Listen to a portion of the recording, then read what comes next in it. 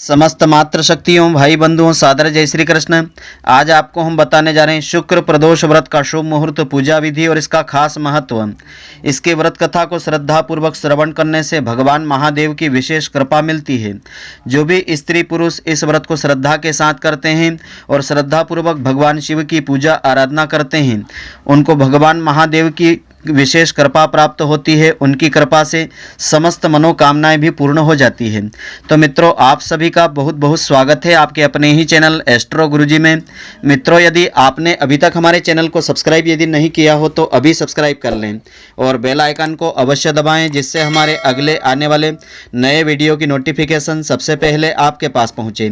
आप नित्य नई नई ज्ञानवर्धक जानकारियाँ व नित्य का राशिफल हमारे चैनल से प्राप्त करते रहें। तो प्रति माह शुक्ल व कृष्ण पक्ष की त्रयोदशी तिथि को प्रदोष व्रत रखा जाता है। हिंदू धर्म में प्रदोष व्रत को बेहद शुभ फलदायी माना गया है। मान्यता है कि इस दिन भगवान सदाशिव की विधि विधान से पूजा अर्चना करने से उनका आशीर्वाद मिलता है। इसके साथ ही भक्तों की सभी मनोकामनाएं पूर्ण होती है। इस महीने पहला प्रदोष व्रत दिनांक 9 अप्रैल 2021 शुक्रवार को रहेगा। तो शुक्रवार के दिन पड़ने वाले प्रदोष व्रत को शुक्र प्रदोष व्रत कहते हैं। शिव महापुराण के अनुसार भगवान भोलेनाथ को सरलता से प्रसन्न किया जा सकता है। भगवान शिव प्रदोष व्रत के दौरान कुछ नियमों का पालन करने से शीघ्र प्रसन्न हो जाते हैं और भक्त पर हमेशा अपनी कृपा बरसाते हैं। तो अब जानते हैं प्रदोष व्रत के खास नियम, व्रत कथा, पूजा सामग्री के बारे में। तो प्रदोष व्रत के खास नियम इस प्रकार से है।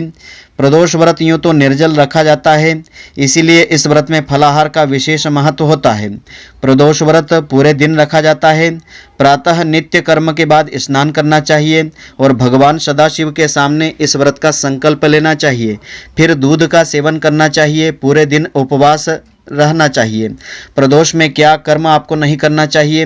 प्रदोष काल में भगवान शिव जी की पूजा करने के बाद ही भोजन या फलाहार ग्रहण आपको करना चाहिए। प्रदोष व्रत में अन्न, नमक, मिर्च आदि का सेवन करने से बचना चाहिए। व्रत के समय एक बार ही फलाहार आपको ग्रहण करना चाहिए। पूजा की थाली में क्या क्या सामग्री आपको रखना चाहिए?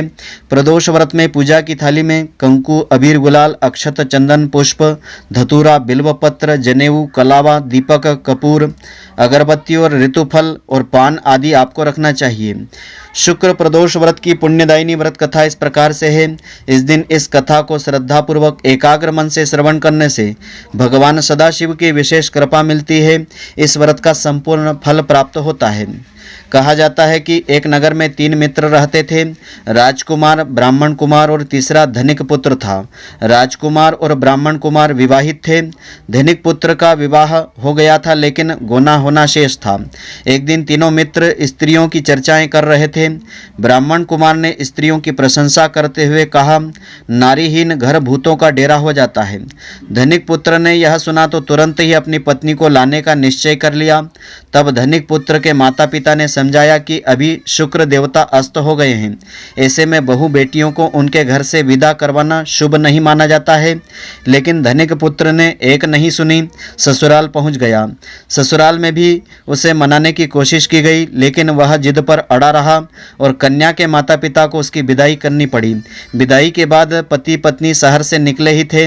बैलगाड़ी का पहिया उनका निकल गया और बैल की टांगें टूट गई।